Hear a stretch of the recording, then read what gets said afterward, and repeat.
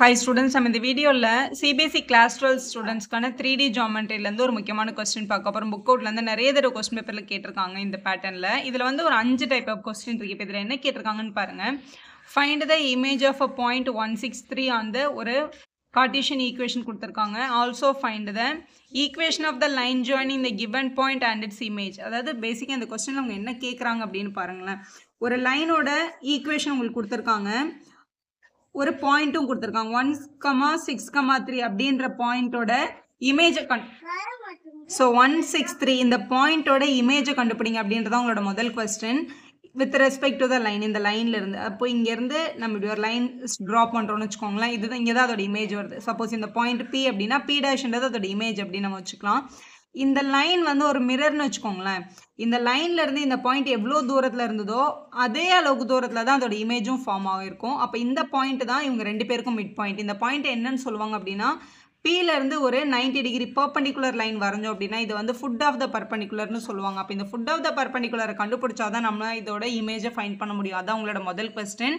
இமேஜை கண்டுபிடிச்சதுக்கப்புறம் also write the equation of the line joining the point and the image. இந்த Pக்கும் இந்த P டேஷ்க்கும் உள்ள அந்த லைனோட ஈக்குவேஷன் எழுத சொல்லியிருக்காங்க. And find the length of the line segment joining the point and the image. இந்த பாயிண்ட்டுக்கும் இந்த இமேஜுக்கும் உள்ள டிஸ்டன்ஸையும் கண்டுபிடிங்க. லென்த் ஆஃப் த லைனை டிஸ்டன்ஸை கண்டுபிடிங்க அப்படின்னு கேட்டிருக்காங்க.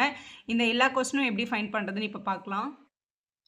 ஸோ இதில் வந்து ஃபுட் ஆஃப் த பர்பண்டிகுலரை கண்டுபிடிங்க அப்படின்னு அவங்க கொஸ்டினில் கேட்கல, ஆனால் இமேஜ் கேட்டிருந்தாங்களே. இமேஜ் கண்டுபிடிக்கணும் அப்படின்னாலே நம்ம கண்டிப்பாக ஃபுட் ஆஃப் த பர்பண்டிகுலர் இருந்தால் தான் கண்டுபிடிக்க முடியும்.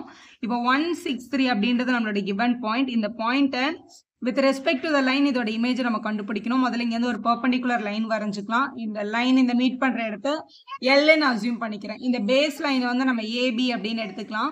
இந்த ஏபியோட ஈக்குவேஷன் நம்ம கிட்ட ஆல்ரெடி கொஸ்டினில் இருக்குது. அது என்னன்னா x/1 equal to y minus 1/2 equal to z minus 2/3 அப்படின்னு உங்களுக்கு ஒரு ஈக்குவேஷன் கொடுத்துருக்காங்க. அதாவது ஏபியோட ஈக்குவேஷன் நமக்கு தெரியும், பிஎலோட ஈக்குவேஷன் நமக்கு தெரியாது, இந்த எல்ன்ற பாயிண்ட்டும் நமக்கு தெரியாது. இந்த எல்ன்ற பாயிண்ட்டை நம்ம கண்டுபிடிக்க போகிறோம். பேசிக் என்ன அப்படின்னா, இந்த எல்ன்ற பாயிண்ட் இந்த ஏபின்ற லைனில் தான் லைஸ் ஆகிருக்கு. ஸோ அதோட பாயிண்ட்டை வந்து ஜென்ரல் பாயிண்ட் யூஸ் பண்ணி ஈஸியாக ஃபைண்ட் பண்ணிடலாம். ஸோ இந்த எல்லை தான் முதல்ல கண்டுபிடிக்க போகிறோம். Foot of the perpendicular Cartesian ஃபார்மை பொறுத்த வரைக்கும் இவங்க 3 பேரும் ஈக்குவல். இவங்க ஈக்குவல் டு லாம்டா அப்படின்னு கூட நம்ம எடுத்துக்க முடியும். அதான் இங்கே எடுத்துக்கிறோம். ஸோ கொடுத்துருக்க ஈக்குவேஷன் காப்பி பண்ணிவிட்டு ஈக்குவல் டு ஒரு கான்ஸ்டன்ட். நம்ம யூஸ்வலாக லாம்டா யூஸ் பண்ணுவோம். மியூ கூட யூஸ் பண்ணலாம், கே கூட நீங்கள் யூஸ் பண்ணலாம், எது வேணாலும் யூஸ் பண்ணிக்கோங்க. ஈக்குவல் டு லாம்டான்னு எழுதிக்கோங்க. இப்போ இவங்க 3 பேருமே இந்த லாம்டாக்கு ஈக்குவேட் பண்ணி பார்க்கணும். x minus 1/λ, y minus 1/2 is equal to lambda, z minus 2/3 is equal to lambda. இதுதான் நம்மளோட கொஸ்டின். இங்கே டினாமினேட்டரில் இருக்கவங்க நாங்கள் போனால் மல்டிபிள் ஆகும். அப்போ x is equal to 1 lambda தான். இங்கே y minus 1 is equal to டிவைடில் இருக்கட்டும் அங்கே போனால் மல்டிபிளாக வந்திருக்கும் 2 lambda. இங்கே z minus 2 is equal to 3 lambda அப்படின்னு கிடச்சிருக்கு. ஸோ இங்கே வேறு எந்த டேர்மும் இல்லை. அப்போ x is equal to 1 lambda இல்லை லாம்டான்னு கூட எழுதிக்கலாம். y is equal to இங்கே இருக்கிற -1 அந்த பக்கம் போனால் +1 ஆகும். அப்போ y-யோட வேல்யூ 2 lambda plus 1 அப்படின்னு எழுதியிருக்கணும். z is equal to 3 lambda plus 2 அப்படின்னு எழுதிக்கலாம். இப்போ இந்த லைனில் நிறைய பாயிண்ட்ஸ் இருக்குல்ல, இவங்க எல்லாருமே இந்த பேட்டர்னில் தான் இருப்பாங்க. ஸோ இந்த எல்ன்ற பாயிண்ட்டை நம்ம என்னென்னு எழுதிக்கலாம்னா இந்த ஃபார்மில் எழுதிக்கலாம். இப்போ எல்ன்றது lambda 2 lambda plus 1 3 lambda plus 2.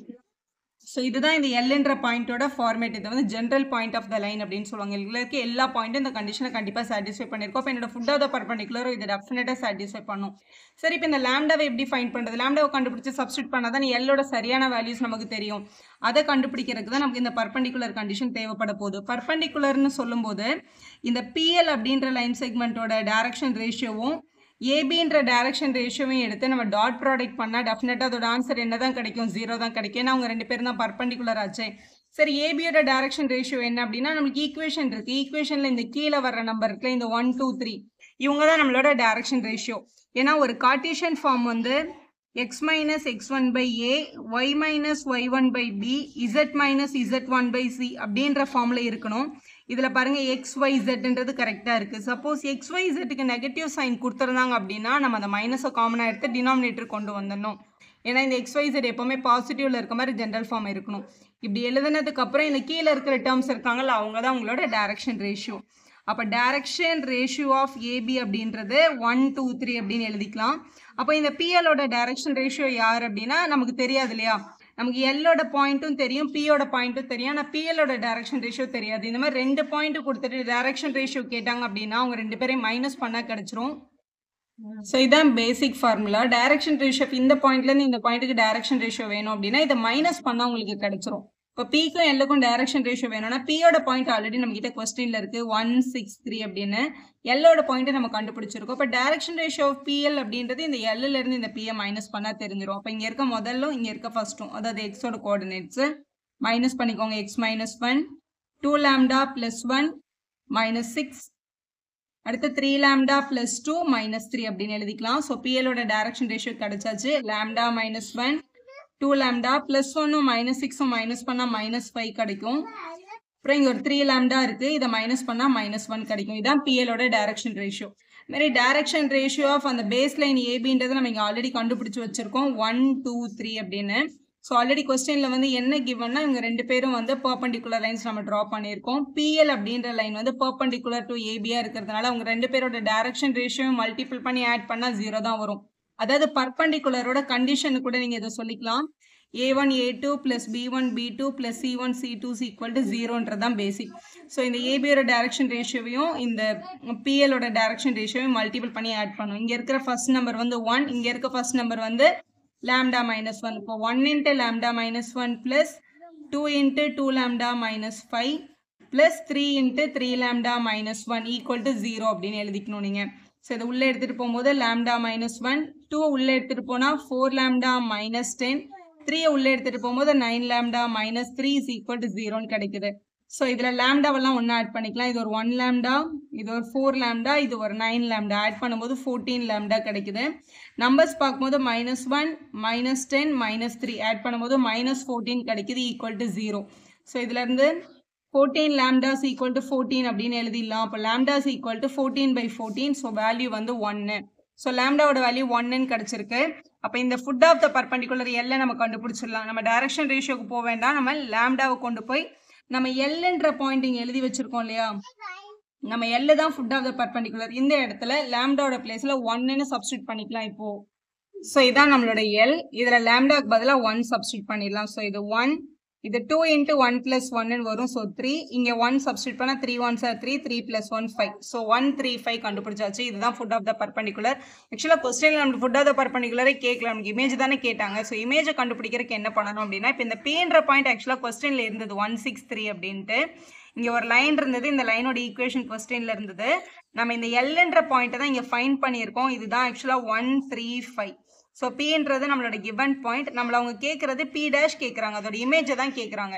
So பிக்கும் பி டேஷ்க்கும் மிட் பாயிண்ட் தான் நம்மளோட எல். அதனால மிட் பாயிண்ட் ஃபார்முலா யூஸ் பண்ணி நீங்கள் இதை வந்து ஃபைண்ட் பண்ணிடலாம். உங்களுக்கு ஃபுட் ஆஃப் த பர்பண்டிகுலர் கண்டுபிடிக்க தான் கொஞ்சம் டைம் ஆகும். அதுக்கப்புறம் எல்லாமே வந்து 2 ஸ்டெப்ஸில் ஆன்சர் வந்துடும். ஸோ இமேஜ் கண்டுபிடிக்கிறதுக்கு so how to find the இமேஜ்ன்றதை பார்க்க போகிறோம். L is the mid point of P and P dash. P டேஷோட லைனோட மிட் பாயிண்ட் தான் வந்து ஆக்சுவலாக L. midpoint of p dash. So midpoint ஓட basic formula என்ன? x1 plus x2 by 2, y1 plus y2 by 2 plus z1 plus z2 by 2 அப்படின்றதா midpoint ஓட formula. Image கண்டுபிடிக்கிறதோட பேசிக் இதுதான். ஈக்குவல் டு இந்த 3 பாயிண்ட்லேயே நம்மளோட எல் தான் நம்மளோட midpoint. அப்போ midpoint ஓட ஆன்சர் டெஃபினட்டா இந்த 1 3 5 தான் வரும். அதை எடுத்து எழுதிக்கோங்க. பியோட பாயிண்ட் x1 y1 z1 எடுத்துட்டு p2 வந்து x2 y2 z2 அப்படின்னு எடுத்துக்கலாம். இதை தான் நம்ம கண்டுபிடிக்க போறோம் இந்த ஃபார்முலால சப்ஸ்டியூட் பண்ணி. x1க்கு பதிலாக கொஸ்டின்ல 1 கொடுத்துருக்காங்க, ஏன்னா இதான் given point x1 y1 z1. So 1 plus x2 நமக்கு தெரியாது பை 2, y1 6ன்னு கொடுத்துருக்காங்க, y2 நமக்கு தெரியாது பை 2, z1 வந்து 3ன்னு கொடுத்துருக்காங்க, z2 ஓட வேல்யூ நமக்கு தெரியாது பை 2, ஈக்குவல் டு 1, 3, 5 அப்படின்னு எழுதிக்கலாம். இதில் இருக்க இந்த ஃபர்ஸ்ட் கோஆர்டினேட்டும் இதோட கோஆர்டினேட்டும் ஈக்குவலாக இருக்கும். So 1 plus x2 by 2 is equal to 1. அடுத்து செகண்ட் டேர்ம் இங்கே 6 plus y2 by 2 is equal to 3. அடுத்து z கோஆர்டினேட்ஸ் வந்து 3 plus z2 by 2 is equal to 5 அப்படின்னு கொடுத்துருக்காங்க கொஸ்டின்ல. இதுல இருந்து கண்டுபிடிச்சிக்கலாம். டிவைட்ல இருக்கட்டும் அங்கே எடுத்துகிட்டு போனால் மல்டிபிள் ஆகும். So 1 2s are 2. இந்த ப்ளஸ் 1 அங்கே எடுத்துகிட்டு போனால் -1 ஆகிடும். அப்போ 2 minus 1 equal to 1. So first point over. அடுத்து y2 வேணும். இப்போ 6 plus y2 is equal to டிவைட்ல இருக்கட்டும் அங்கே போனால் மல்டிப்ளை, இது 6 ஆகிடும். y2 is equal to 6 minus 6. அப்போ y2 ஓட வேல்யூ 0. அடுத்து இங்கே 3 + Z2 = 2 அங்கே போனால் 2 5 10 ஆயிருக்கும். +3 அந்த பக்கம் போனால் -3 ஆகிடும். இப்போ 10 - 3 அப்படின்னும் போது Z2ஓட வேல்யூ நமக்கு என்னன்னு கிடைக்குது 7 அப்படின்னு கிடைச்சிருக்கு. ஸோ x2 y2 Z2ன்றதான் நம்மளோட இமேஜோட வேல்யூ நமக்கு 1 0 7 கிடைச்சிருக்கு பாருங்க. 1, 0, 7 அப்படின்றது தான் கேட்க கேள்வியோட இமேஜோட வேல்யூ. நெக்ஸ்ட் பாருங்க. வீடியோவை ஜஸ்ட் டைம் பாஸ்க்கு பார்க்காம ஸ்கிப் பண்ணாமல் ஃபுல்லாக க்ளீனாக பாருங்கள். ஏன்னா அந்த ஒரு கொஸ்டின் பார்த்தாலும் அதை போய் எக்ஸாமில் எழுதுகிற அளவுக்கு தெளிவாக பாருங்கள். எழுதி பார்த்து இது இப்படி தான் அட்டென்ட் பண்ணணும், இது இப்படி தான் எழுதணும் ஸ்டெப் வைஸ்ன்றது தெரிஞ்சுக்கோங்க. இதில் பாருங்கள், ஃபஸ்ட்டு கொஸ்டின் வந்து ஃபைண்ட் த இமேஜ் ஆஃப் அப்படின்றத நம்ம ஆன்சர் பண்ணியாச்சு. அடுத்து also write the equation of the line joining the given point and the image. இந்த கிவன் பாயிண்ட்டுக்கும் இமேஜுக்கும் உள்ள ஈக்குவேஷன் கேட்டிருக்காங்க. 2 பாயிண்ட்டு கொடுத்துட்டு ஒரு ஸ்ட்ரெயிட் லைனோட ஈக்குவேஷன் எழுதணும்னா x - x1 / x2 - x1, y - y1 / y2 - y1, z - z1 / z2 - z1. இந்த கொடுத்துருக்க பாயிண்ட் வந்து x1 y1 z1 அப்படின்னும் நமக்கு கிடைச்ச இமேஜ் வந்து x2 y2 z1 எடுத்துக்கணும்.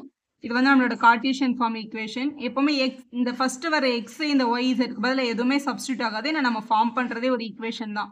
x1ஓட பிளேஸில் கொஸ்டினில் 1 இருக்குது, x2வும் 1 இருக்குது, 1 - 1. y அப்படியே வச்சுக்கணும். y1ஓட பிளேஸில் 6 இருக்குது, y2ஓட பிளேஸில் 0 - 6. இங்கே z அப்படியே இருக்கும். z1க்கு பதிலாக 3, z2க்கு பதிலாக 7, இங்கே -3 இருக்குது. ஸோ நம்மளுக்கு கிடைக்க போகிற ஈக்குவேஷன் x - 1/0. டினாமினேட்டரில் 0 வந்து அது நாட் டிஃபைன் இல்லையா மேம்னா கண்டிப்பாக நாட் டிஃபைன் கிடையாது. ஏன்னா இது ஒரு கார்ட்டீசியன் ஈக்குவேஷன். கீழே கிடைக்கிறது வந்து அந்த லைனோட டைரக்ஷன் ரேஷியோஸ் தான். ஸோ இந்த டினாமினேட்டரில் 0 வந்தாலும் அது அப்படியே தான் நீங்கள் எழுதணும். இங்கே மேலே y - 6/-6, இங்கே z - 3/4. இதுதான் உங்களோட ஈக்குவேஷன். அந்த கிவன் பாயிண்ட்டுக்கும் இமேஜுக்கும் உள்ள ஈக்குவேஷன் இதுதான். ஸோ இதை கம்ப்ளீட் பண்ணிட்டோம். அடுத்த கொஸ்டின் பாருங்க. Find the length of the line segment joining the given point and image. இந்த கிவன் பாயிண்ட்டுக்கும் இமேஜுக்கும் நடுவில் இருக்க அந்த லைன் செக்மெண்ட்டோட லென்த் எவ்வளோ அப்படின்னு கேட்டிருக்காங்க. லென்த்னாலும் டிஸ்டன்ஸ்னாலும் ஒன்று தான். ஸோ பீக்கும் பி டேஷ்க்கும் டிஸ்டன்ஸ் தான் எழுதணும். ஸோ இந்த பீக்கும் இந்த பி டேஷ்க்கும் உள்ள லென்த்தை கண்டுபிடிக்க போகிறோம். லென்த்னா டிஸ்டன்ஸ், நம்மளோட சின்ன கிளாஸ் டிஸ்டன்ஸ் ஃபார்முலா எழுதிக்கலாம். ஸோ பியோட பாயிண்ட் பி டேஷோட point x1 y1 z1 x2 y2 z2 எழுதிட்டு இந்த x2 x1 இந்த y2 y1 z2 z1 minus பண்ணி ஸ்கொயர் பண்ணிடுறோம். இது எல்லாமே போடுறதுக்கு நமக்கு 1 or 2 minutes ஆகும். அந்த ஃபுட் ஆஃப் த பெர்பெண்டிகுலருக்கு தான் கொஞ்சம் டைம் ஆகும். அதுக்கப்புறம் மிட் பாயிண்ட் யூஸ் பண்ணி உங்களோட இமேஜும் அதுக்கப்புறம் equation of the line distance எல்லாம் வந்து உடனே நம்ம போட்டுடலாம். இது 0 ஸ்கொயர், இங்கே வந்து 6 ஸ்கொயர் பண்ணால் 36 வரும். 7ல் 3 மைனஸ் பண்ணால் 4 ஸ்கொயர் பண்ணது நமக்கு 16 அப்படின்னு கிடைக்கும். ஸோ இதை ஆட் பண்ணிட்டோம்னா 52 அப்படின்னு கிடைக்குது. அப்போ நம்மளோட டிஸ்டன்ஸ் வந்து 52 யூனிட்ஸ்னு எழுதி நீங்கள் சம்மை கம்ப்ளீட் பண்ணிக்கலாம். இதே பேட்டர்னில் ஒரு கொஸ்டின் பேப்பரில் ஒரு கொஸ்டின் பாருங்களேன். 35th கொஸ்டினில் கேட்டிருக்காங்க. ஆனால் இது கம்ப்ளீட்டாக ஃபுல்லாக கேட்கல. ஏன்னா 3 மார்க்கில் கேட்டிருக்காங்க இந்த பேப்பரில். இல்லை 5 மார்க்கில் தான் கேட்டிருக்காங்க. ஏன்னா இது வந்து case based. Find the foot of the perpendicular from this point with respect to this line. Also find the perpendicular distance from the given point to the line அப்படின்னு கேட்டிருக்காங்க பாருங்க கொஸ்டின்லேயே. உங்களை இமேஜ் எல்லாம் அவங்க கேட்கல, வெறும் foot of the perpendicular find பண்ண சொல்லிட்டு ஃபுட் ஆஃப் த பர்பெண்டிகுலருக்கு இந்த பாயிண்ட்டுக்கும் உள்ள அந்த பர்பெண்டிகுலர் டிஸ்டன்ஸ் மட்டும் தான் கண்டுபிடிக்க சொல்லியிருக்காங்க. இதை வந்து இந்த பேட்டர்னில் நீங்கள் ட்ரை பண்ணி பாருங்க. இதில் வந்து கொஸ்டின் வந்து மேலே நியூமரேட்டரில் பாருங்க x - x1 பேட்டர்னில் இல்லை, மாற்றி கொடுத்துருக்காங்கல்ல. அப்போ நம்ம 4 - x வந்து x - 4ன்னு எழுதும்போது ஒரு மைனஸை வெளில எடுத்து அதை டினாமினேட்டரில் இன்க்ளூட் பண்ணிட்டு தான் டைரக்ஷன் ரேஷியோ எடுக்கணும். அப்போ உங்களுக்கு சரியான ஆன்சர் கிடைக்கும். ட்ரை பண்ணிவிட்டு உங்களுக்கு வந்து ஆன்சரை கமெண்ட் பாக்ஸில் சொல்லுங்கள். வீடியோ யூஸ்ஃபுல்லாக இருந்தால் ஒரு லைக் போடுங்க, ஃப்ரெண்ட்ஸ்க்கும் ஷேர் பண்ணுங்கள். Subscriber channel for more videos.